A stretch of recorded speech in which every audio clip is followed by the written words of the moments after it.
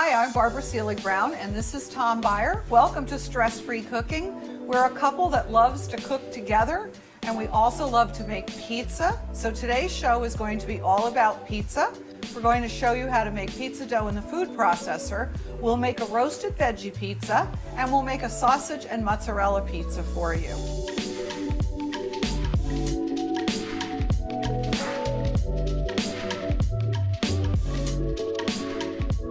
So let's get started, and I guess the first thing we have to do, Tom, is probably start cooking the sausage. Sausage, yes. Okay, so we'll turn the burner on, grab that sausage.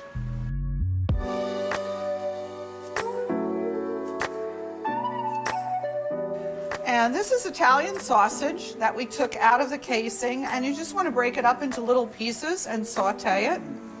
So this sausage can cook while we're making our first batch of pizza dough. Break it up. Yeah, we're going to break it up a little bit. You can also cook it and then cut it up on a cutting board after it's cooked, but I like to break it up because it'll cook a little bit faster. And it is hard to break it up into really fine little pieces, but if you do cut it up into some pieces, at least it will cook a little faster. And then you can take it to a cutting board and once it's cooked and chop it with a knife. Okay, so that's good. Let me just wipe my hands real quick. And then we're gonna start to make a pizza dough in our food processor. And one thing that we like to do when we're cooking is get all of our ingredients out and ready to cook with. It's called mise en place. You don't really need to worry about fussy cooking terms, but it's just really helpful to get all your ingredients out and ready before you start the mixer, the food processor, or the stove. So we have a teaspoon of salt, a teaspoon of sugar. Sugar feeds the yeast. And then we have 2 teaspoons of active dry yeast. So I like to put that into my food processor with water that's between 110 and 120 degrees. And you can use your meat thermometer, candy thermometer, whatever you have to make sure that the water's at the right temperature. So now what we'll do is put the lid on the food processor, and we're going to slowly add the water to the food processor as it's running. I like to do this because I think it helps to dissolve the yeast, the sugar, and the salt. And also it just gives me a good base to start adding my flour. So we have about 1.5 cups of water in here. We're going to add about 4 cups of flour, but flour varies based on the moisture in the flour, how it's stored, what kind it is. So I'm going to start with 2 or 3 cups, run it through on the food processor, and the food processor has to be completely assembled to operate. Okay. So the food processor basically does all the work for me. It kneads the dough. And once this starts to come to a ball in my food processor, I let the processor run for a minute or 2. It kneads the dough, and then it's all ready to set to rise. How's the sausage coming? It's coming along. Yes. But not ready to be turned? No. All right, so we're gonna let this run for a second. I also add a little extra virgin olive oil to this. Tom, can you hand me the olive oil, please? Thank you. So just a little drizzle or 2, it helps brown the pizza dough.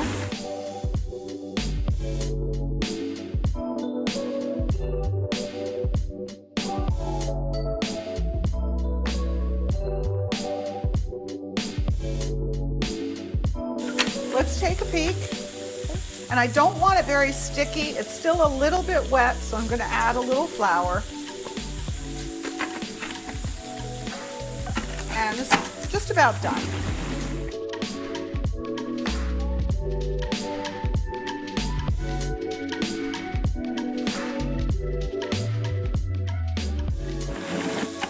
Okay, let's take a peek.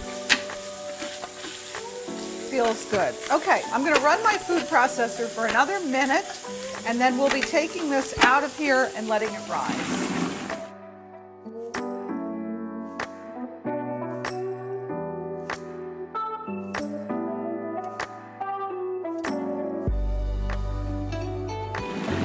This should be ready. So we'll disassemble our food processor. And I have a bowl here that I put a little bit of extra virgin olive oil in. And this is nice. It's not sticking to my hands. It's a great texture. I want to clean out the bowl a little bit more so I get all the goodness. And then I just like to smooth this over. Pizza dough should be as smooth as a baby's bottom.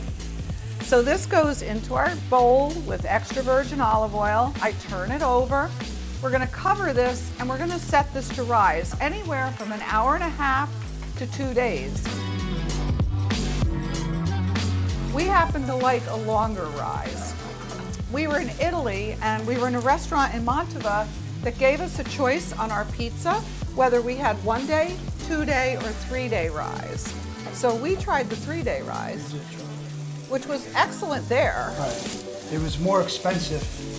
The pizza was more expensive the longer the rise was. And it was really delicious, but we came home, of course, and we tried to create a 3 day rise on our pizza dough.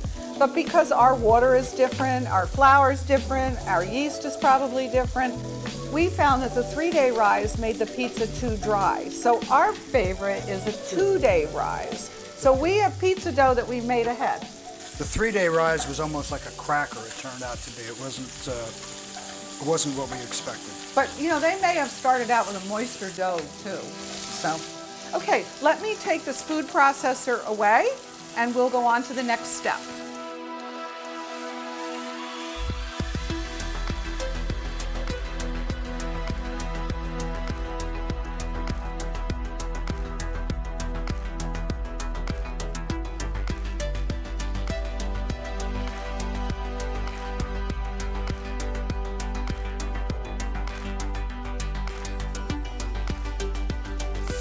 I think the sausage is done, it's ready. Okay, great. So I guess you're gonna need to cut that up a little bit. Okay.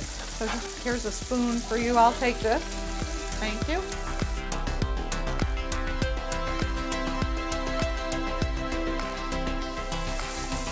So we use a big chef's knife. Let the knife do the work for you. The bigger knife you can handle, the more the knife does the work. So don't be afraid of a big chef's knife. It'll actually be your friend.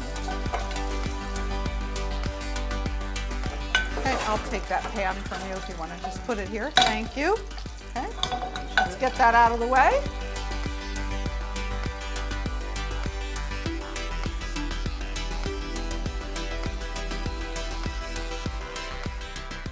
Cake Bread Cellars was founded in 1973 by Jack and Dolores Cake Bread. It's been famous for its warm, gracious hospitality and unmatched wines. They believe that life's occasions are elevated by good people, good food, and good wine, which flows through everything they do. Sharing these tenets and this journey with us not only brings great joy, but also gives motivation to always look to improve. They take great pride in sharing their family with our families.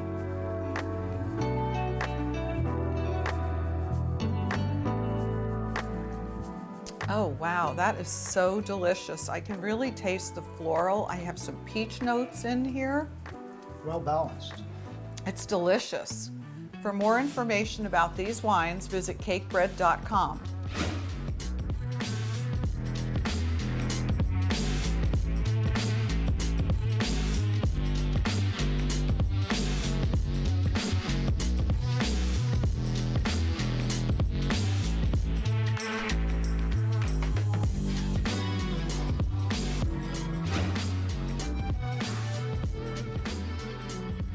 Okay, so Tom's gonna let that sausage cool, and while that's cooling, I wanna grab my dough, and this recipe of dough is usually good for at least 2 pizzas, although sometimes we make 1 large pizza for adults, and we give little bits of dough to our little friends who like to make their own individual pizzas, right?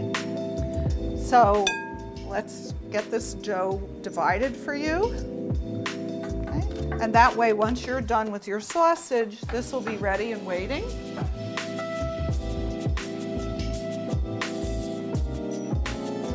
Now, your dough always comes out different. Sometimes it's a little bit easier to work with than others. So you might need a rolling pin to help you roll the dough. If you would like your pizza a little thicker, you can probably just use your fingers. And you can use a sheet pan like this that's been sprinkled with extra virgin olive oil. We like to use these pizza screens. They give us a nice crispy dough on the bottom. So that's what we're going to be using today.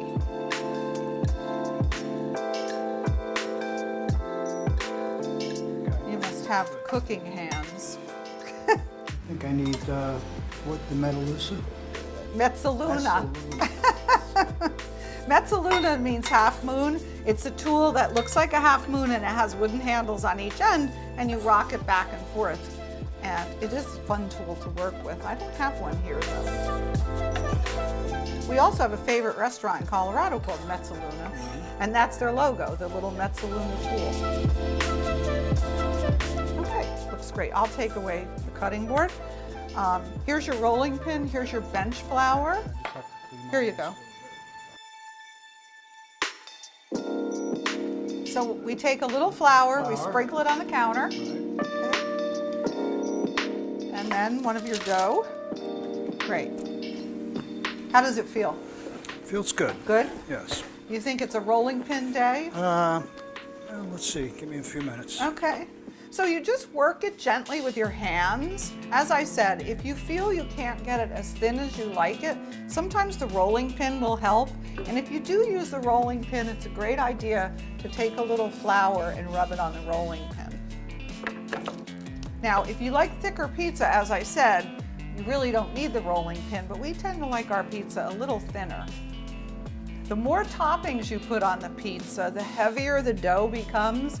So you get a much crisper dough if you put less toppings. I'll try to roll this a little bit. Okay. Looks good. And I also don't think pizza has to be perfectly round, do you? No. It looks more interesting actually, and more artisanal if it's an interesting shape.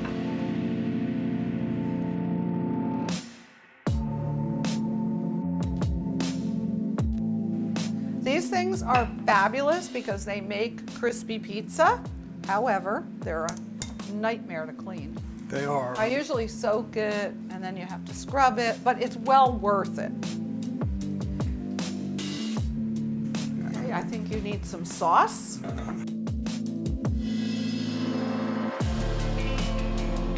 So you have your sauce, your cheese, and your sausage.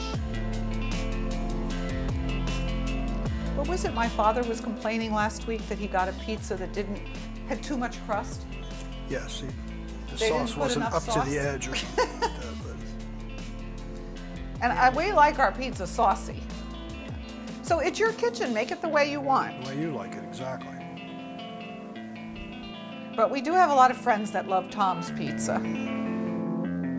Tom's Pizza, all he does is assemble it. Barbara does all the work. I just take all the credit. You're very good at it. Okay. Now your hands are your best kitchen tools, as long as they're clean.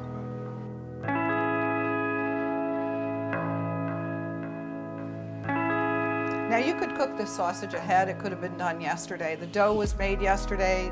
The sausage could have been cooked yesterday. You could slice the cheese, put it aside in your refrigerator, open your can of tomatoes. We're using crushed tomatoes. If we have lots of tomatoes in the summer, I'll make fresh tomato sauce, but I usually go through that very quickly. So sometimes for pizza, we use a can of high quality crushed tomatoes. Okay? Looks good.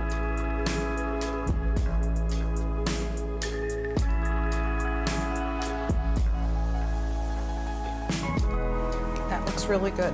So this will go into a 500-degree convection oven or traditional, whatever you have, and it'll cook for maybe 10 minutes or so. And once the cheese bubbles, and you can let the cheese get as brown as you like, it depends how you like it. Do you like your cheese just gooey, or do you like it nice and browned? That's up to you. It's your kitchen, it's your pizza. This is fresh mozzarella. On our roasted vegetable pizza, we'll use some shredded mixed Italian blend of cheeses.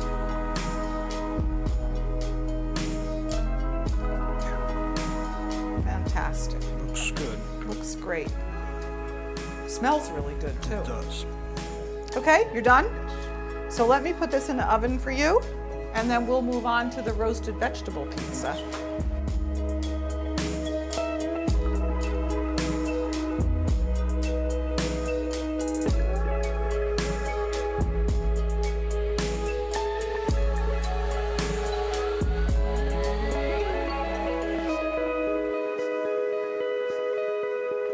Okay, so let's get all the ingredients we need in keeping with our mise en place. Roasted vegetables, shredded cheese.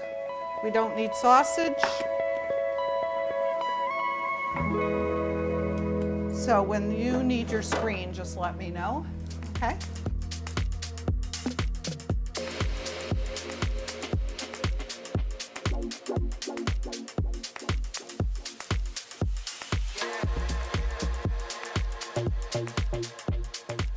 That dough looks great. So this was our 2-day rise dough, but honestly, even if we had only risen this dough 2 hours, it would still give us a great pizza. But when you start really getting into cooking, you get fussy, right? Yes.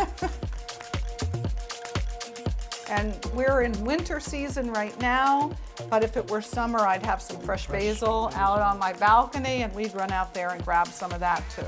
Okay, I think we can put it on there. You ready for the screen? Okay. Here's your second screen. These are very inexpensive. They're about 12 bucks a piece.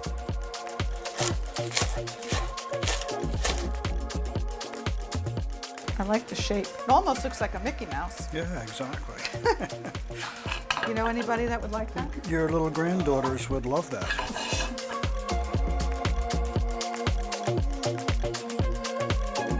Now, if you get any holes, just pinch it together. It'll be fine.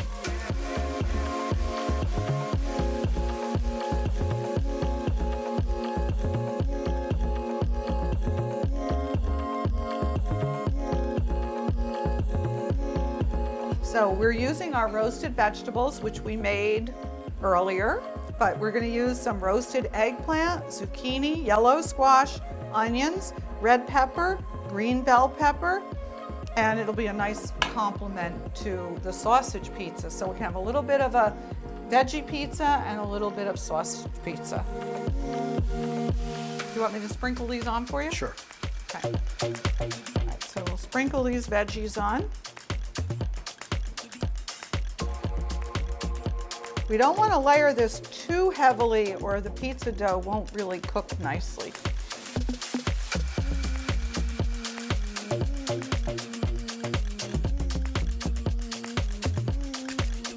We have just the right amount of Now for this, veggies. Yeah. It's perfect. It's nice when things work out like that, isn't it? Okay, let's see, do we have any holes on here? Okay, and here we go. Okay, so our veggies are on. We just need some shredded cheese. This is a blend of Italian cheeses. When I have a lot of cheese in the refrigerator that I don't think I'm going to be able to use up, what I do is I throw them all in my food processor with the shredding blade, and I make my own blend of Italian cheeses. You can also throw it in a Ziploc bag and freeze it, and you pull out a handful or two. You can put it on soup. You can use it for pizza, of course. Soup, stew, omelets, whatever you need. Okay, that looks great. I will put that in the oven. Okay. This one's a heavy one. This one is a little bigger than the other one. All righty. Let's give that about 10 or 15 minutes, and we're going to clean up, and we'll be right back.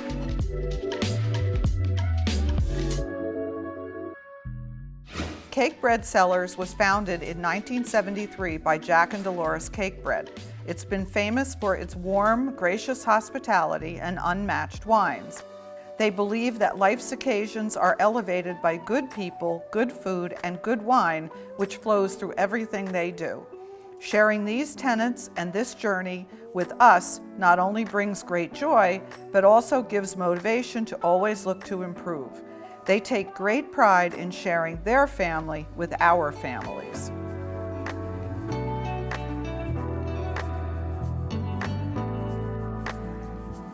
Oh wow, that is so delicious. I can really taste the floral. I have some peach notes in here. Well balanced. It's delicious. For more information about these wines, visit cakebread.com.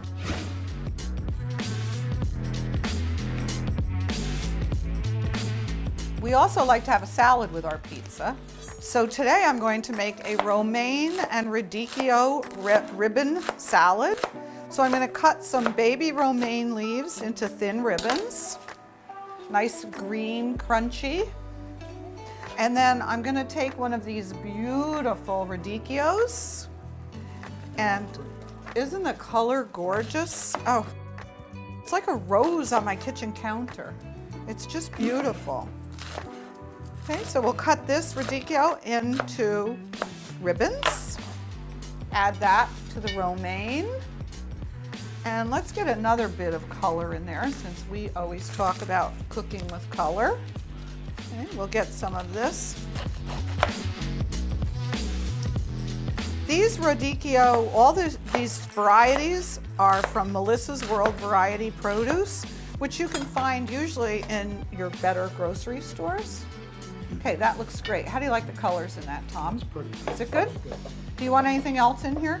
Maybe a little bit of this really dark one. Okay. Isn't that beautiful? These are my favorite colors, pinks, purples.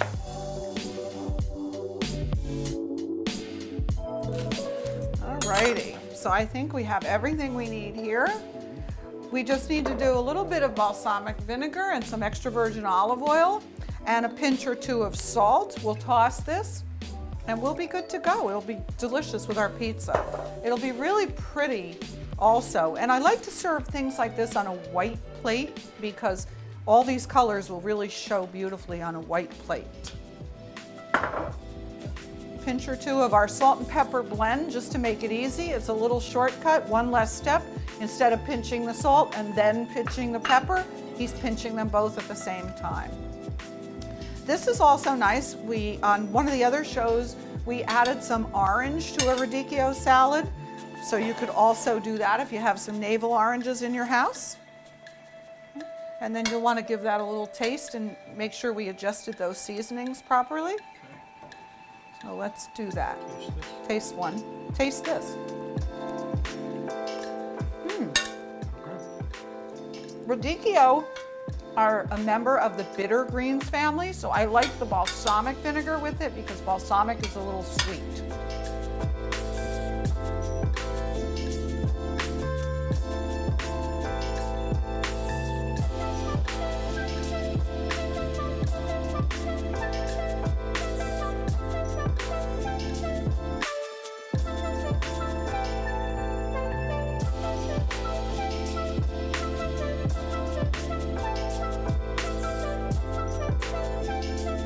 Tom, these pizzas look awesome. They did come out terrific, don't Yeah, they? I love the artisanal shape. Yes. So we're gonna, Let's cut one of these here. you should let your pizza rest a little bit before you cut it. It'll be a little easier to cut. Here, I'm gonna get out of the way. Okay. So while you're cutting the pizza, I'll plate a salad. Okay, let's put a little dark on top.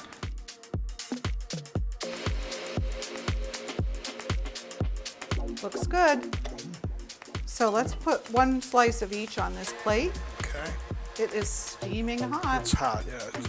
Probably could cool a little more before I cut it. But since you have iron hands, we're good.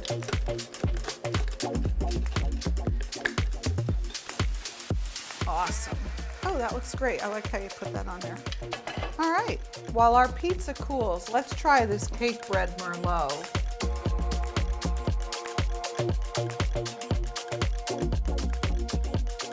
Look at that beautiful color. It is nice. It's one of my favorites, that deep, deep burgundy, purpley color. It's very nice. Oh, blackberry, really good berry flavors. I love this wine. It's lush, it's very rich. It's delicious now, and it'll take up to 5 to 7 more years of aging in the bottle to increase the complexity. Which would be awesome. I can't imagine this getting any better. No, I can't imagine us not drinking it now.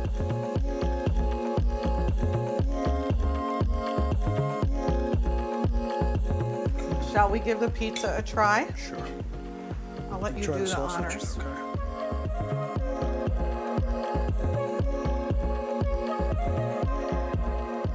Good?